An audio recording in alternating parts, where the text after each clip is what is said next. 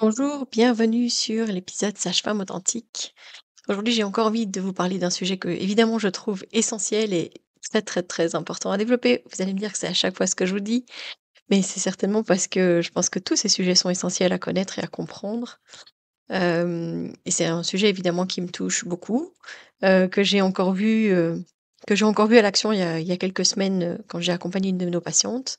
Et voilà, quelqu'un est venu me poser une question sur mon adresse email. Elle me disait: «Bonjour, je suis enceinte de mon premier bébé et je me renseigne beaucoup sur l'accouchement. J'ai lu plusieurs témoignages de femmes qui racontaient que pendant la poussée, un soignant mettait ses doigts dans leur vagin pour faire de la place. Est-ce que c'est vraiment nécessaire? Est-ce que ça aide vraiment? Ou est-ce que ça comporte des risques?» Eh bien, on va parler de ça aujourd'hui. Chaque mercredi, avec l'épisode Questionner la sage-femme, je répondrai à une question d'une auditrice ou d'un auditeur. N'hésitez pas à venir me poser vos questions en message privé ou par mail, que ce soit sur la grossesse, l'accouchement, le postpartum, la parentalité, sur les naissances en dehors des hôpitaux ou encore sur nos pratiques de sage-femme autonome. C'est important de comprendre que même s'ils essayent d'aider, le fait de mettre ses doigts dans le vagin des femmes au moment de la poussée, c'est pas sans conséquence et finalement, parfois, ça devient un frein. Il faut comprendre que dans le processus physiologique, le bébé avance et recule, avance et recule. À chaque contraction, en fait, il avance un petit peu, genre il avance de 3 millimètres, et puis il recule de 2, et puis il recommence. Il avance de 2 millimètres, et puis il recule de 2. Il avance de 3 millimètres, il recule de 2. Bref, tout ça pourquoi? Bah, c'est pour agrandir petit à petit l'espace au fur et à mesure, pour permettre que les tissus soient bien irrigués au fur et à mesure, et la maman aura beaucoup moins de complications, en fait, grâce à ça. Quand on essaye d'étirer les parois du vagin avec les doigts, pour soi-disant faire plus d'espace, c'est quelque chose qui n'est pas du tout prévu à la base. On n'est pas censé avoir plus que la tête du bébé, on n'est pas censé, enfin voilà, donc ça dessert beaucoup plus que ce qu'on pense. Il y a quelques semaines, j'ai accompagné une de nos patientes à l'hôpital parce qu'elle avait besoin d'une péridurale et même si au départ, la sage-femme qui était, enfin qui était en charge, on va dire, de notre patiente, le faisait, mais j'ai envie de dire, peut-être, assez doucement, assez, voilà, mais le faisait quand même. Je dois dire que quand la gynéco a pris le relais, là, elle y a pas été, de main morte, c'est le cas de le dire. Elle a vraiment été, en profondeur, à mettre ses doigts vraiment, entre la tête du bébé et la paroi vaginale et au final, j'ai vu que la femme s'est mise à saigner. J'ai vu le moment où finalement c'est elle qui a créé une déchirure. Pourquoi est-ce qu'on continue à intervenir de cette façon, alors que c'est pas du tout nécessaire? Je pense que c'est beaucoup dans le sens où les soignants ont l'impression qu'il faut faire et que si on ne fait pas, eh bien, c'est comme si on ne servait à rien. C'est un peu ça, je l'imagine. Je devrais dire alors que je ne sers strictement à rien parce que c'est très, très, très, très, très, très rare que je sois amenée à faire ça. En tout cas, à étirer ça jamais. À mettre mes doigts pour sentir comment avance le bébé, ça m'est déjà arrivé, mais c'est très, très rare finalement. C'est vraiment dans les situations où bah, je vois que le bébé commence à fatiguer et que j'ai besoin de savoir s'il va quand même sortir assez rapidement ou pas et si on a, la nécessité de faire un transfert ou pas. Donc voilà, c'est plutôt dans cette idée-là. Mais clairement, étirer, agrandir l'espace, faire soi-disant plus de place pour, que le bébé puisse passer, ça, jamais, au grand jamais. Et pourtant, eh bien, je dirais que dans mes études et j'aimerais un jour vous parler vraiment de ce qu'on apprend à l'école et au final, comment est-ce qu'on pratique. Ça, c'est vraiment un sujet, je pense, qui serait tellement intéressant à développer. Mais, je pense que déjà pendant mes études, on nous a dit que c'était quelque chose qui était pas nécessaire. On nous a dit que vraiment, c'était pas une bonne idée, quoi. Et pourtant, c'est encore quotidiennement pratiqué. C'est même, moi j'ai envie de dire qu'à chaque fois que j'accompagne les femmes à l'hôpital, c'est systématique.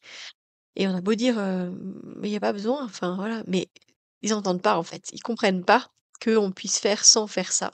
Comme si, justement il y avait besoin de l'intervention de la personne qui est là pour manager la naissance, pour faire de la place pour ce bébé. Sinon il ne descendrait pas, sinon il ne naîtra pas, c'est sûr et certain. Eh bien, je crois que c'est important de parler de cette pratique. Pourquoi? Parce que c'est une question que peu de parents se posent avant l'accouchement et pourtant On entend encore des phrases comme, «Je vais faire de la place pour le bébé, je vais étirer un peu pour aider, je vais voir où il en est» et cetera et cetera. Quand c'est pas, «Poussez par là, chassez mes doigts, allez-y». Pourtant mettre ses doigts dans le vagin d'une femme pendant la poussée, ça n'accélère pas du tout la naissance et ça peut au contraire causer des lésions, comme je vous ai dit. Et aussi psychologiquement, ça n'aide pas du tout parce que l ç ç ça étire plus loin que la tête, donc ça va plus loin que l'espace qui est prévu à la base. Il y a beaucoup de femmes qui témoignent de cette sensation désagréable, parfois douloureuse pendant la poussée, mais c'est toujours important de comprendre pourquoi. Donc cet étirement, c'est parce que les fibres, les tissus, au niveau du périnée et de la vulve vont être étirés à leur maximum. D'ailleurs, les femmes, elles disent: «Ça brûle», on parle du cercle de feu et cetera. Mais là, on va au-delà de ça, parce que si on rajoute des doigts et les soignants qui font ça mettent leurs doigts vraiment pas juste à l'entrée du vagin, hein, ils y vont, joyeusement et assez profondément. C'est impressionnant, en fait, de voir à quel point il y a un manque d'information et surtout un manque de consentement. Je suis désolée, mais cette pratique, elle est pratiquée de manière, quasi systématique, sans se poser la question de savoir si c'est, justifié ou pas et je trouve ça inquiétant, en fait. Inquiétant parce que cette femme, elle est dans un état de vulnérabilité intense. Quand on est en train de mettre au monde un enfant, on est dans un état de vulnérabilité vraiment important et on ne devrait pas subir d'intervention non justifiée. Je rappelle quand même qu'il y a une femme sur 5 qui a été victime d'attouchements, de violences, physiques, sexuelles et cetera. C'est pas anodin d'aller mettre ses doigts dans le vagin d'une femme et de faire comme si de rien n'était, d'appuyer, d'étirer, d'avoir des mouvements, pour, faire de la place et cetera. Ça ne fonctionne pas et puis parfois ça va pas du tout aider à ce que cette femme lâche les choses, fasse venir son bébé et cetera. Ou alors si, j'ai déjà eu une femme qui en fait son corps a clairement réagi. Elle avait vécu des abus dans son enfance, elle avait vécu des situations vraiment très, très problématiques. Elle avait très peur des corps étrangers, dans son corps, ça lui posait vraiment, beaucoup, beaucoup, beaucoup de tort, beaucoup d'angoisse et je me rappelle de cette gynéco qui faisait exactement la même chose et cette patiente qui lui disait: «Arrêtez, vous me faites mal, arrêtez, vous me faites mal, arrêtez, vous faites mal» et la gynéco qui continuait, elle a fini par prendre la main de sa gynéco et la sortir elle-même de son vagin. Et à ce moment-là, elle a eu un réflexe énorme de pousser et le bébé est arrivé. Je pense que son corps, par réflexe de protection, en fait, a fait sortir ce bébé parce que sinon elle avait cette sensation qu'elle allait être broyée par le système. Cette femme que j'ai accompagnée à l'hôpital et puis qui avait une poussée, on l'a fait pousser trop tôt. C'était un premier bébé et on l'a fait pousser trop tôt. Et au bout de 30 minutes, eh bien, les sages-femmes sont obligées d'appeler le gynéco qui va venir, et qui va intervenir la plupart du temps et je pense que c'est pour ça qu'on a beaucoup de naissances qui sont instrumentalisées à l'hôpital, parce qu'on fait pousser les femmes trop tôt. Hem, alors que c'est vraiment pas une bonne idée. Qu'elles soient ou non sous péridurale, il faut attendre vraiment, la descente du bébé dans le bassin. Quand elles sont sous péridurale, ben, on peut attendre. Il y aura même pas, forcément de réflexe de pousser, donc autant attendre que ce bébé descende tranquillement et si elle a pas de péridurale, il faut attendre le réflexe de pousser. Avant ça, c'est trop tôt, avant ça, c'est pas le moment. Et la faire pousser trop tôt, bah, ça risque d'inhiber ce réflexe d'expulsion et en plus, bah, elle va vite se décourager parce que ça n'avancera pas assez vite et puis les équipes seront aussi découragées, notamment si c'est un premier bébé parce qu'il faut qu'il fasse la place et donc ça prend du temps. Et cette femme que j'ai accompagnée à l'hôpital, eh bien, elle s'est retrouvée avec une déchirure provoquée par les doigts du soignant avant même la sortie du bébé. Une grosse des 2 qui aurait pu être évitée si on avait juste attendu, si on avait juste laissé faire. Ce que croient les soignants, c'est que faire de la place, ça va aider le bébé à sortir. Mais ce qu'on sait, c'est que les tissus, ils doivent s'étirer naturellement, progressivement, parce que ça n'a pas de sens en fait. Les soignants qui pensent évaluer la progression, vérifier la descente du bébé, accompagner l'expulsion, étirer, parfois ils pensent que étirer va éviter les déchirures. C'est une idée fausse, parce qu'on force sur des tissus qui sont pas encore prêts.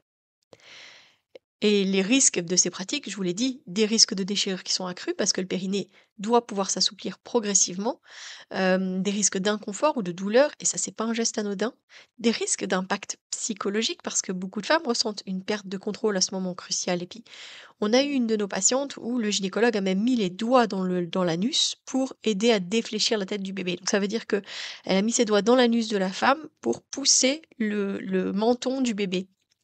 Elle en est traumatisée, quoi et elle dit: «Mais je comprends pas pourquoi est-ce qu'ils ont fait ça?» Alors, c'est quelque chose qui a été pratiqué pendant longtemps, c'est quelque chose qui peut poser question. Je peux vous assurer que j'ai pas besoin de mettre mes doigts ni dans le vagin, ni dans l'anus des femmes pour que les bébés viennent au monde, mais cette sensation toujours du soignant qui pense qu'il doit faire. Ça augmente en plus l'impression chez la femme qu'elle fait mal, qu'elle pousse mal, alors qu'en réalité, elle pousse très bien. Heu, j'ai déjà, remarqué ça ces derniers temps. On en a même parlé avec, Mélanie, qui me disait: «Mais c'est fou en fait, elles sont là avec leurs doigts, elles agrandissent, elles font soi-disant de l'espace et cetera. Elles disent aux femmes de pousser de manière active et puis après avec leur non-verbal, voire avec leur mimique ou, même avec les sons, parce que des fois elles soufflent en mode: «Non mais là on va arriver à rien» et ou des fois elles leur disent aussi: «Non mais comme ça marchera pas madame, hein, mais comment donner confiance aux femmes à ce moment-là où en fait elles pensent déjà qu'elles vont pas y arriver, mais si on ne les empowerment pas, si on leur dit pas: «C'est bien, c'est super, allez-y, vraiment continuez» et cetera. Je vois pas du tout l'intérêt de faire ça parce qu'au final ça n'aide pas du tout les femmes. Ces sages-femmes, ces gynécos qui sont entre les jambes des femmes avec leurs doigts en plein dans leur intimité, qui sont en train de souffler ou de monter les yeux au ciel en mode: «Eh ben, on n'a pas fini là, hein». C'est pas du tout aider, c'est pas du tout accompagner les naissances. C'est, à nouveau, amener à la perte de confiance pour ces femmes, ça n'a aucun sens. On a un rôle de soutien, d'accompagnement. Alors je veux bien qu'on soit au clair parce que des fois on dit: «Bon maintenant on a vraiment besoin que tu sois vraiment forte et que tu nous donnes tout ce que tu as parce que là ton bébé il nous montre qu'il est fatigué, on y va, on y va». Ça nous est déjà arrivé, je mens pas, c'est possible, c'est tout à fait possible. Mais là, dans ces situations-là, faut pas oublier qu'elle l'avait fait pousser beaucoup trop tôt, faut pas oublier que, elle avait une péridurale, qu'elle était sur le dos, enfin, toutes des choses qui n'aident pas. Moi, je lui ai dit: «On pourrait pas changer de position?» Elle m'a dit: «Ah non, moi sinon, je ne sais pas manager une naissance. Enfin, je sais pas faire si elle est dans une autre position, je comprends pas ce qui se passe» et cetera. Ça pose question quand même, de se dire que, pour le confort des soignants, les femmes se mettent dans des positions qui sont pas du tout pour les aider, quoi, ni elles ni leur bébé. Parce que, bah, sinon je sais pas ce que je dois faire, je sais pas, je vois pas trop comment ça se fonctionne. Le périnée, il va s'assouplir naturellement. Il a pas besoin qu'on le masse, qu'on rajoute de l'huile, qu'on agrandisse, et cetera. La position sur le dos, c'est un vrai facteur de ralentissement. Ça empêche le sacrum de bouger, ça empêche la gravité d'aider. Il suffit de regarder une de ces dessins, soi-disant, de manuels de naissance, avec ces femmes qui sont sur le dos en position gynécologique. Il suffit de mettre le dessin dans l'autre sens et de regarder le trajet du bébé pour comprendre à quel point c'est quand même beaucoup plus facile si elle est à 4 pattes, accroupie, enfin voilà, ou debout, ou enfin voilà, ou des positions qui vont aider, où la gravité va aider. Là, dans la position gynécologique, le bébé doit remonter et puis il y a ce sacrum qui est bloqué. On peut pas du tout gagner d'espace vers l'arrière, ça n'a aucun sens. Le bébé, il trouve son chemin avec beaucoup plus de fluidité quand on est dans d'autres positions que cette position-là. Et pourtant, eh bien la majorité du temps, c'est dans ces positions-là que les femmes accouchent. Le périnée, avec ce mouvement de va-et-vient, hein, ce bébé qui avance puis qui recule, qui avance, qui recule, ça peut paraître très, très long. Moi, je sais que quand c'est des premiers bébés, je dois me rappeler toujours que c'est tout à fait normal et pas perdre patience, d'accord? Quand on dit en plus, allez, je vous disais tout à l'heure, la sage-femme au bout de 30 minutes doit appeler le gynécologue à l'hôpital, évidemment, pas à la maison de naissance, pas à domicile. Qu'est-ce que ça veut dire? Ça veut dire que on pense que toutes les femmes devraient sortir leur bébé en 30 minutes. Mon Dieu, non, franchement non. Même quand c'est, plus que le premier bébé, c'est parfois difficile en 30 minutes. D'abord, c'est pas 30 minutes de poussée, c'est important de le rappeler. C'est que pendant les contractions que les femmes poussent et donc c'est pendant, 2 minutes, toutes les, 3 minutes, par exemple. Donc clairement, ça va pas être en 30 minutes, c'est pas 30 minutes de poussée, quoi. Et puis, ben, le fait que le bébé avance puis recule, ça aussi les femmes, quand on les rencontre pour un deuxième ou troisième bébé, elles me disent, «Oui, en plus je poussais mal, le bébé remontait à chaque fois». Bah non, c'est normal en fait, tous les bébés remontent. Tous les bébés font ce mouvement-là et c'est pour aider. C'est pour éviter en fait qu'il y ait des zones qui soient tout le temps en appui en fait, où il y ait moins de d'irrigation, où le sang n'arrive plus et où on aurait des endroits qui seraient ce qu'on dit ischémiés, c'est-à-dire que ce seraient des parties qui seraient plus assez oxygénées. Et ça, c'est pas OK, quoi. On pourrait avoir des lésions dues à ça. Donc clairement, le mouvement de va-et-vient aide énormément, est physiologique, puis le bébé avance avec la contraction. Quand la contraction passe et que l'utérus ne pousse plus derrière, eh bien le bébé remonte un peu pour gagner en confort. Voilà, ça aide tout le monde. Les gestes, d'accompagnement excessif, ça augmente le risque de trauma périnéal, les déchirures, les inconforts postpartum, les saignements, qui sont pas nécessaires et les traumas au niveau psychologique. Ce que je recommande clairement, eh ben, c'est de laisser les femmes accoucher dans la position qui leur convient. Si jamais, vous pensez avoir une péridurale, que vous allez accoucher à l'hôpital, mais notez-le dans votre, projet de naissance. Je vous remets le lien dans la description de cet épisode du petit projet de naissance que je vous ai proposé de pouvoir remplir. Là-dedans, bah, en fait, je vous mets beaucoup d'informations et vous pouvez vraiment, avoir une réflexion par rapport au fait que vous voulez accoucher dans une autre position que la position gynécologique. Alors clairement, quand vous êtes sous péridurale, c'est difficile parfois de vous mobiliser, mais on peut facilement vous mettre sur le côté. Si la péridurale n'est pas trop forte, on pourrait très bien vous mettre à 4 pattes. Ce qui est recommandé aussi et ce qui pourrait aider, c'est que quand vous êtes à dilatation complète, on diminue, voire on arrête la péridurale. C'est pas un bouton on-off en fait, hein, les sensations elles vont revenir petit à petit et ça va vous aider sur la fin de sentir au moins quand sont les contractions, de sentir la descente du bébé, etc. Si vous voulez vraiment pas, vous avez le droit de garder ça, mais en fonction du type de péridurale que vous avez, si elle est fortement dosée, vous allez avoir difficile à vous mettre notamment par exemple à 4 pattes.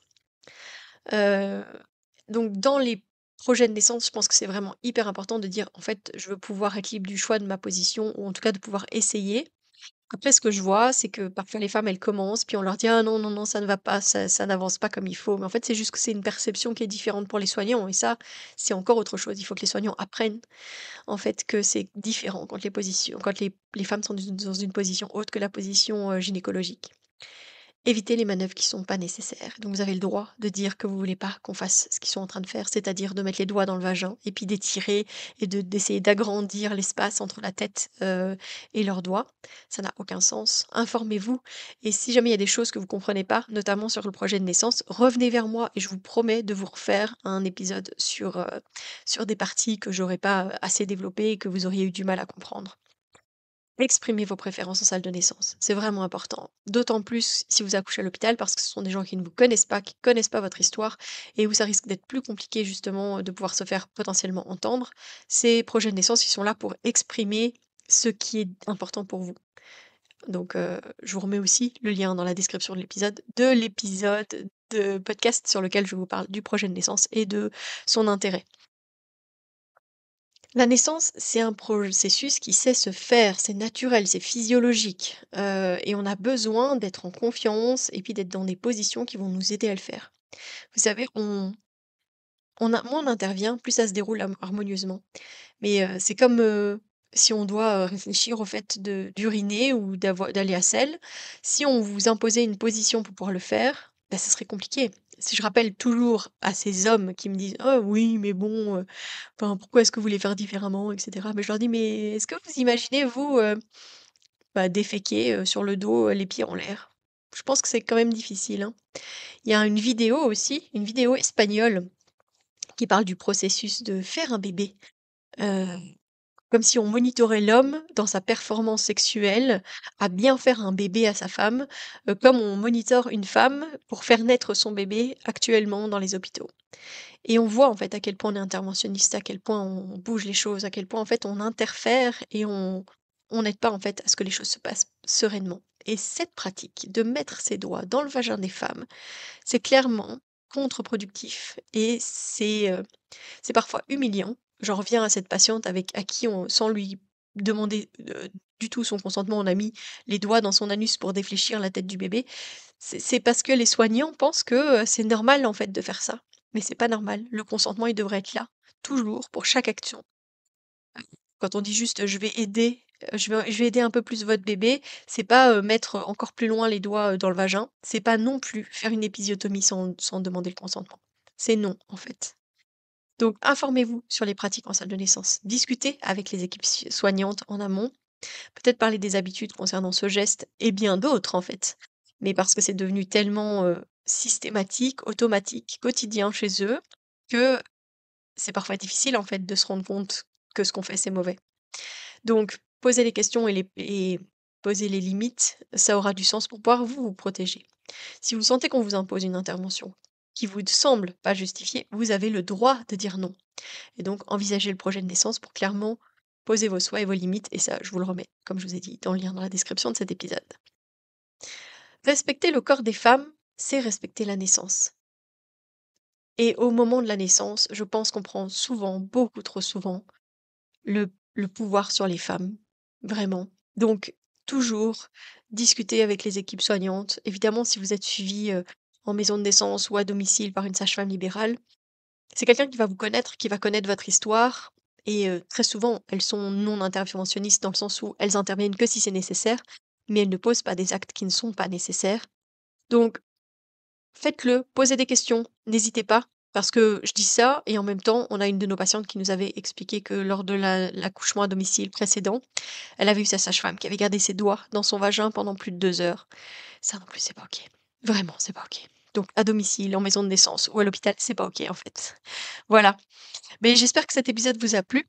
Hem, Parce que, bah, juste rappeler qu'on doit pas faire de la place dans le vagin des femmes avec ses doigts, que c'est une pratique qui n'accélère pas l'accouchement et cetera. Je trouve que c'est vraiment hyper important. Donc voilà, c'était encore un épisode, pour remettre les choses à leur place, pour, redire à quel point c'est important, de laisser faire, d'être dans la confiance. Heu, Vous avez compris que c'est toujours mon dada, en fait, donc voilà. Si jamais vous avez des questions, que vous avez envie, que je réponde, n'hésitez pas à me poser des questions en message privé ou, par email. Vous avez toujours mon mail aussi dans la description des épisodes, donc vraiment bienvenue à ça. Et bah, je vous donne rendez-vous lundi et lundi, ça sera l'épisode du podcaston 2025. J'ai bien hâte de vous partager, cette petite pépite et cette nouvelle association que j'ai choisi de vous faire connaître et voilà et de faire voyager, de faire fuser pour que je pense, faire connaître encore un peu mieux cette association.